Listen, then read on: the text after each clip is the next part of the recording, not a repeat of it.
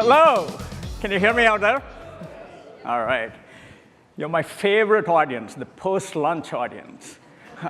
No, you're my favorite because you're the folks that we work with to bring in all the money for Google because as I was introduced, I lead our compensation team, and Googlers keep asking me for more money. So unless we get it from you, we can't pay them. I'm here to talk about work, right?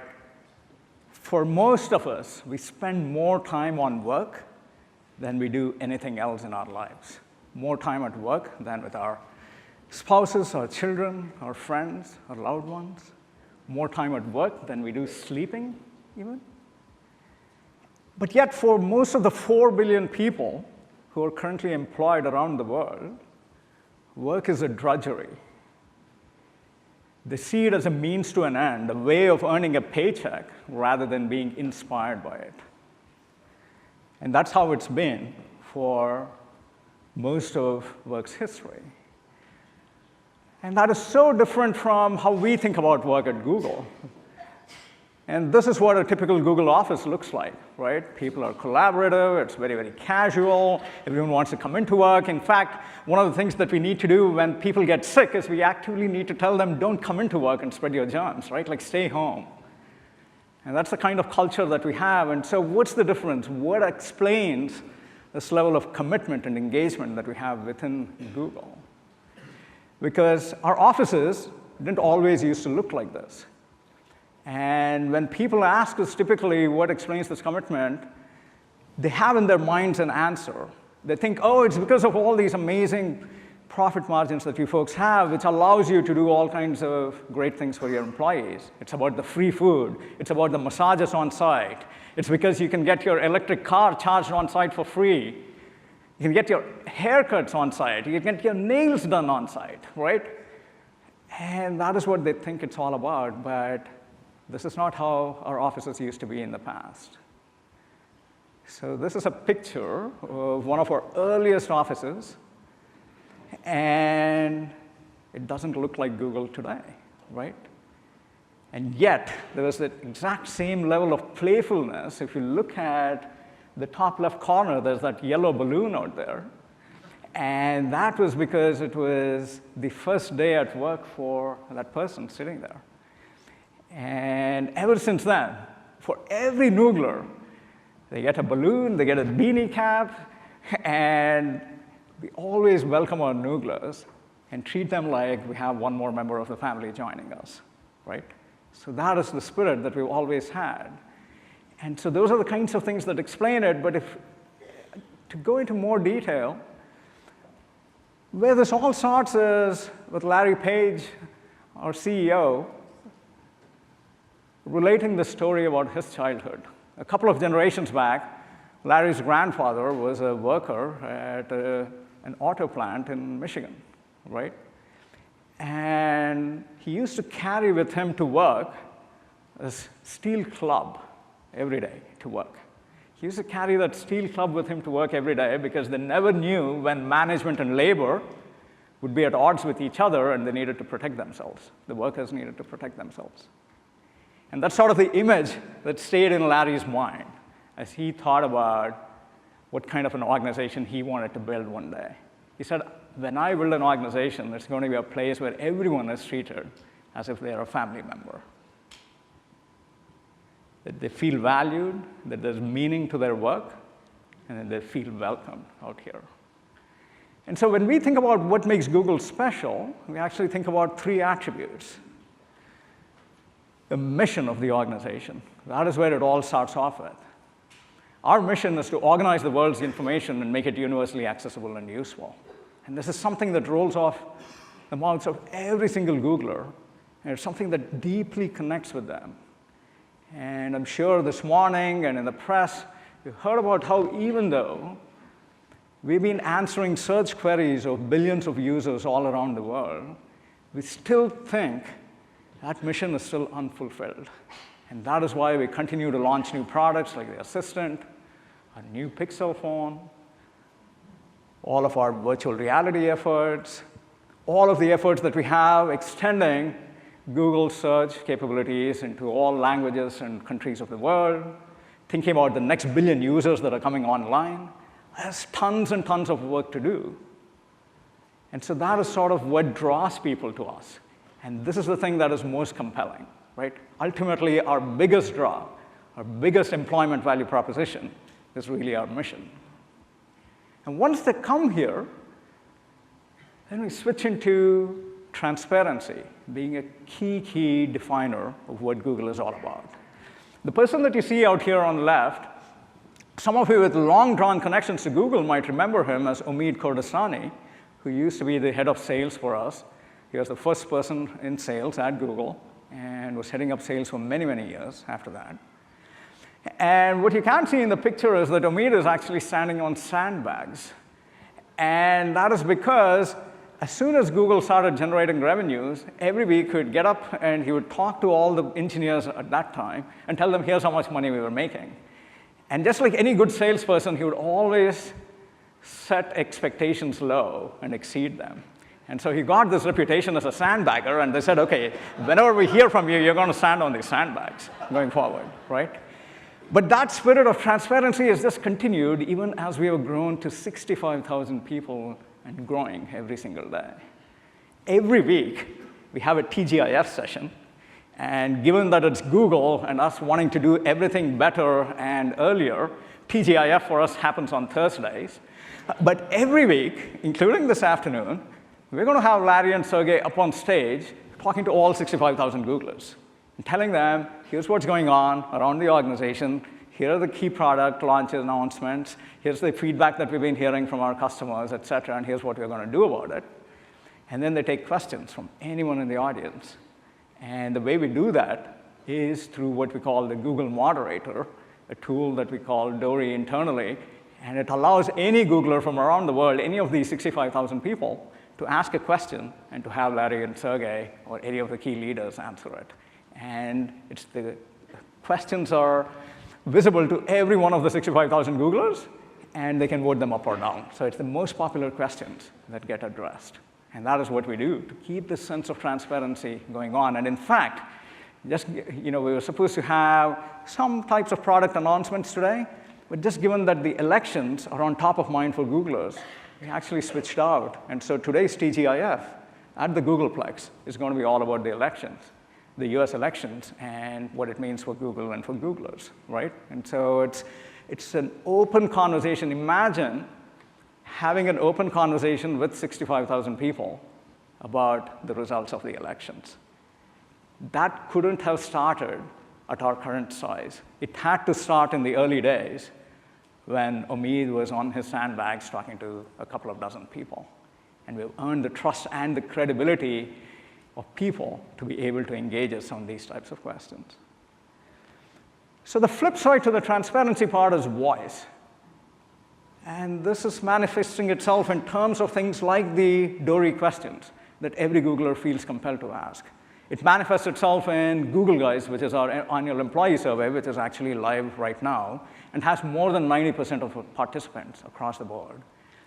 And we are really keen on hearing Googlers' voices because we want them to collectively, along with us, run this organization. We actually want them to feel and act like owners.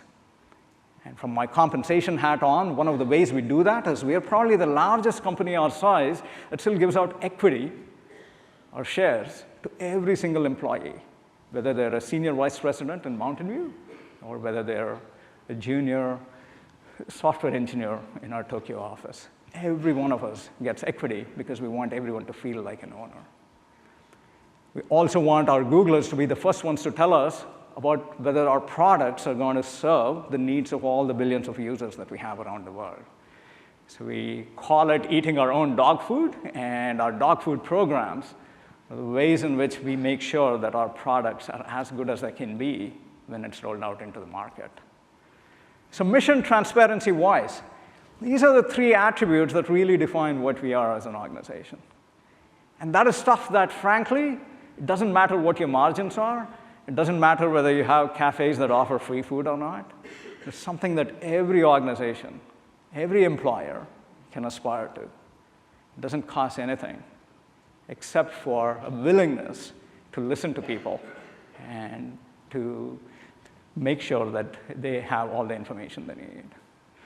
So that is at the company level. It all sounds very nice and fun at a very theoretical level, but how do we know that this actually works? How do we know that from the people operations standpoint? People operations is, by the way, our fancy term for HR, and that is the function that I represent out here. How do we know that this is all working? And for us, it is very similar to all the things that we do at Google. It's being data-driven. It is using the social sciences. It is using analytical thinking on every single thing that we do, right?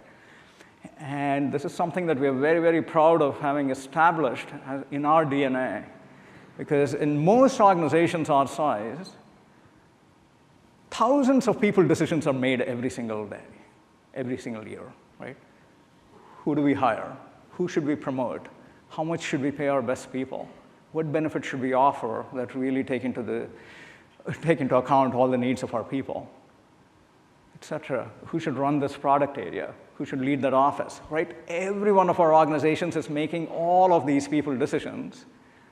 And what I would submit to you is that in organizations like ours and yours, where it's all about the people, these decisions are no less important than what products do we make, what features do we have in these products, which business areas do we target, who are our clients, et cetera. It's no less important than that. And people in our organizations want to know that we are investing and committing to the highest levels of decision quality as we make these people decisions. But you know how most of these organizations make decisions? Emotions, instinct, politics, none of which you'd be able to share broadly with your organizations about why decisions are made the way they are. And so for us, this was really important to have like a rooting in science as we think about like all the people decisions that we make. And so when I joined Google, almost 10 years back, I joined to found what was called our people analytics team. We needed to get a rallying cry for what this team would be united by, and this is what we came up with. We said all people decisions at Google are based on data and analytics. That is what our rallying cry was. And I see some young people out here. This is a font called handwriting. You can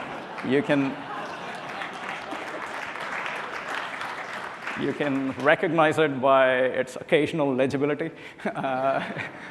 But when I started, we said, like, let's have a very strong form of this, right? That just as Google's algorithms are the ones that are powering all of our search results, let's make sure that algorithms are spitting out people decisions as well. Why not, right? That's what we do as a business. But there was an early experience that told me how wrong I was in my thinking. And to share you what that was, I have to take you down to the Santa Clara Marriott, which is probably 50, 60 miles south of here. It's a very nice place. But what was special about it was that it was the site until a few years back for one of the most important rituals that we have at Google. It was the place that we used to make our promotion decisions for our software engineers.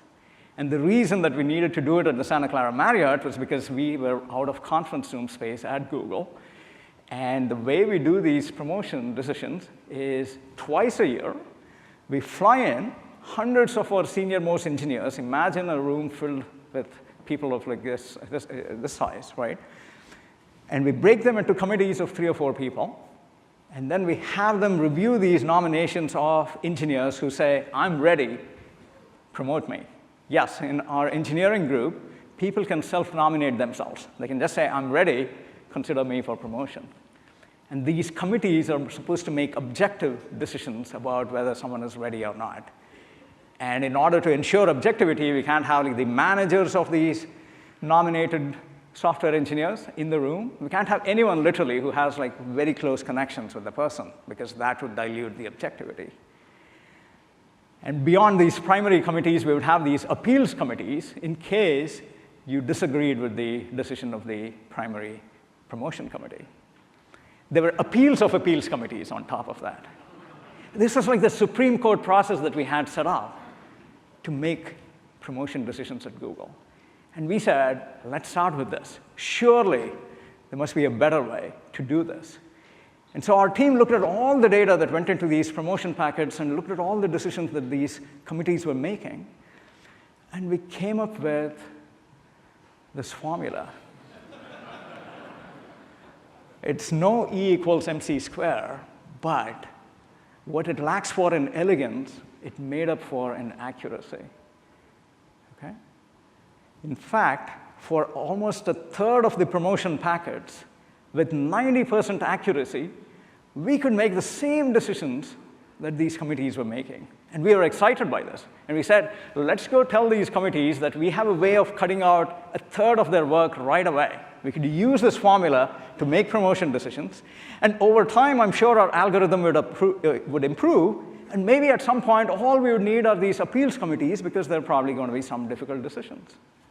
And so we went to all these senior engineers who live in the world of search and ads algorithms every single day, and we told them very excitedly, here's this formula that's going to save you all this effort. And we thought they'd be excited. They hated it. They hated it completely. They said, for such important decisions as promotions, I don't want to stand behind a black box and say that the formula made me do so. I want to stand behind, or we, the committees, want to stand behind these decisions. This is really, really important for us to get wrong, right? And so that changed my philosophy on what the people analytics team stood for. It really wasn't about us substituting for humans in making people decisions. It was about us educating the humans on how they were making decisions and helping them make better decisions over time. And this is the magic that we've then applied in several efforts at Google since then. So just to give you a sample of how we have therefore changed even our mission statement for our analytics team, we started off with something like this, and we instead went to all people make decisions based on data and analytics, and that is the way that we all get rid of our own biases, right? So how have we applied this? There's a whole bunch of efforts that we have undertaken over the years to see how we can analyze what is going on in the work environment around us and to see how we can educate people on making better decisions. About raising issues about unconscious bias, for instance, and raising awareness about that. About thinking about how many interviews do we actually need to do before we can hire a person. How do we help our managers, and so on. We don't have time to go through all of these, but to just give you a little feel for some of them, there are three that I want to quickly give you thoughts on. All of us make lots of new hires, right? But it then takes them quite a while to ramp up and be fully productive. So we said, can we actually do some research and figure out how do we accelerate the onboarding of our new hires? And to jump to the answer, one of the things that we found that really, really worked was if the new hires were proactively asking for feedback, they really accelerated their own ramp-up time. And so once we knew that, then we started encouraging people to proactively ask for feedback. Some people naturally do so, and others are more reticent. And we said, it's not an indication of your shortcomings when you ask for feedback. It's a sign of we want you to be self-aware, and we want to help you get further along in your journey at Google. So it is absolutely permissible and frankly encouraged to ask for feedback. And that really helped out there. Other thing that we do, being a little bit paternalistic at Google, we said we want to make sure that Googlers are saving enough money for retirement. Yes, we have a great 401k program with matching contributions, et cetera, but a lot of people were leaving money behind. And so we experimented with a variety of nudges to figure out how can we show the right type of information for Googlers to encourage them to save for the long term. Free food is a big thing at Google. And we used to joke initially about the Googler 15, right? Which is Googlers putting on 15 pounds a few months after joining Google. And we said, why are we laughing about it? It's not great for their health. We don't want to mess with the free food, but we encourage and we want people to eat healthier. How can we enable that? And so we again designed a series of experiments to try and figure out how do you get people to eat healthier. And it included things that work really, really well, by the way, and saves 7 million calories every year by hiding even things like the M&Ms behind opaque containers so that it was exactly the opposite of what retail stores do, right? We now have fresh fruit and vegetables on display in our micro kitchens, so that is what your eyes are targeted to. And if you want to go get the M&Ms, they're still there, but you have to go all the way around and look in and dig into this opaque jar, right? 7 million calories saved. Why do I highlight all these 3 examples?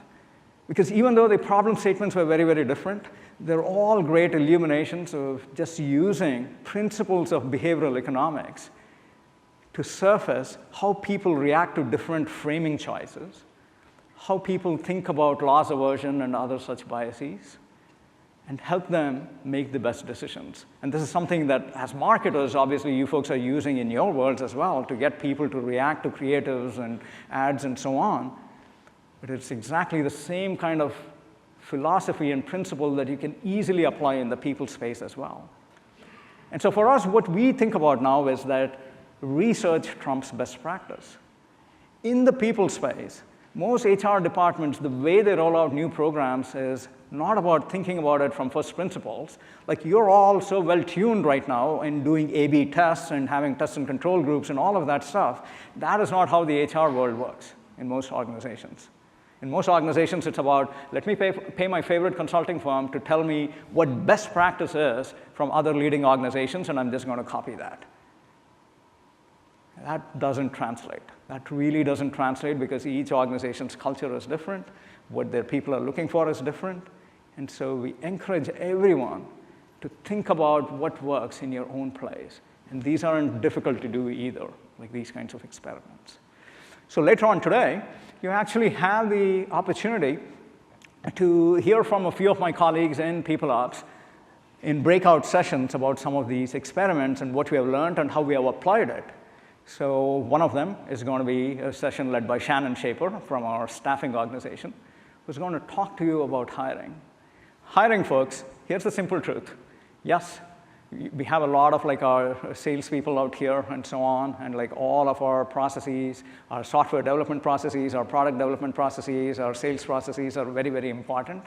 But if you went around the top layers of Google and asked them what is the most important business process at Google, they'll say it's our hiring process, as it should be, right? That is where it starts. It's all about making sure that we attract and fight for and get the best talent in the planet to come and work with us. And there's a lot of science behind how we do that. And so Shannon is going to talk you through that. The second thing that is really, really important for us is about people managers.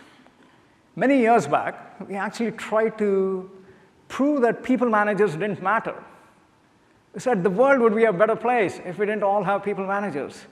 We could all be self-managed. We'd have autonomy. We don't need these bureaucrats meddling with us. And Michelle Donovan from our people development team, who led this research, is going to talk to you about how we were miserably wrong in that hypothesis. We actually found that our best people managers are amazing.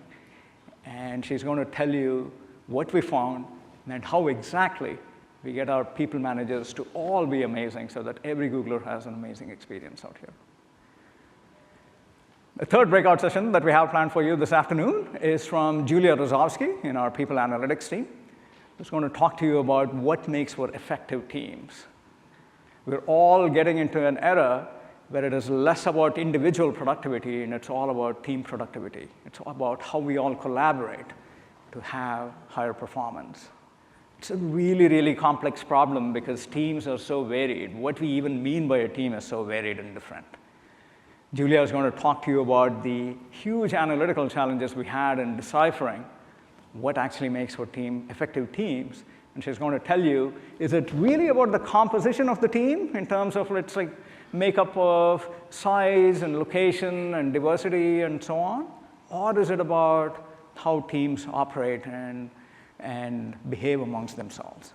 So I hope that you're all going to get a chance to dive into those breakout sessions as well this afternoon. So when we think about all of these efforts, it's really about having a science-based, objective way of shaping the environment at Google so that it can be a fair workplace for everyone, right? And that is really what we're all about. But of course, while we have a lot of latitude and degrees of freedom in how we shape the culture and the environment at Google, we do have to recognize that we live in a very, very complex world. There are a whole bunch of things that are happening all around the world that make for very stressful lives. Different people, there's huge variance in how different people are treated just based on their gender, ethnicity, where they're from, where they're living right now. And you can see out here just some of the things that all of us around the world have been tackling and grappling just even in recent times, right? These are very, very stressful. And you could say, yes, these are all societal issues, Prasad, but like, what does it have to do with the workplace? And our belief is very, very simple. If we want Googlers to give it their all, we can't have them leave behind some of who they are at the door when they badge into Google every day. No, we can't. Instead, what we do is we encourage Googlers to come in and bring their whole selves to work. And we can't ask them to give it their all if they have basic concerns about safety, security, the environments that they live in, that they have to explain to their families, their friends, and so on, right? We actually want Google to be a place that is a safe haven, that's a safe space for them, where they can engage in a respectful and thoughtful way with people who might have very, very different opinions than them, knowing that we are building products for billions of users around the world who are all of various sizes, shapes, and so on, with various beliefs. But yet, we need to be able to move forward without bigotry, without violence, without terrorism, and without any of the negative accompaniments of these kinds of issues.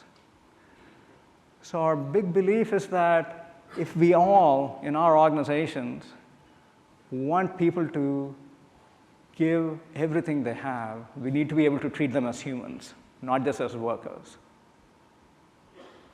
We need to be able to actively ask them to be able to share their lives within the workplace rather than leave it behind, right?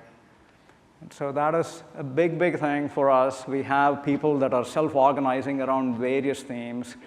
We have employer resource groups that are set up for different demographics, different minorities. And they all feel that Google is a place where they don't need to be told what to do. They just act. Jordan Thibodeau is a junior Googler, an amazing young man in my team. And just with all the recent turmoil going on, he sent this beautiful note to tens of thousands of Googlers across our employee resource groups. And he said, it's better to light one candle than to curse the darkness around us, right? And no one asked Jordan to do this. And Jordan was sending emails to the top executives in the company as well. He was just encouraging them to acknowledge what is going on, show some sympathy, show some courage, and show people that they can share themselves out here. So that's the kind of workplace that we desire to be. And that, to us, is where Google is going to go. So as I sort of end my talk, I guess my encouragement to all of you is, let's all collectively make work suck less. No, this is a good start. There's a good start. It has a rhyme to it, but I think we can all do better, right? Let's just make work rock. Let's just make work an amazing place where people feel like they are valued, they have meaning in their lives. And if there's any one thing that I want you to take away from all of this, it is to show that there can be very successful organizations that operate with very high degrees of freedom internally or very low degrees of freedom, right? Both lead to business success, both lead to immense revenues and profitability. But a high degree of freedom environment is a kind of place that attracts the kind of talent that I think we all want to attract, and frankly, we all want to be part of, right? So give people freedom, and they will amaze you. Thank you.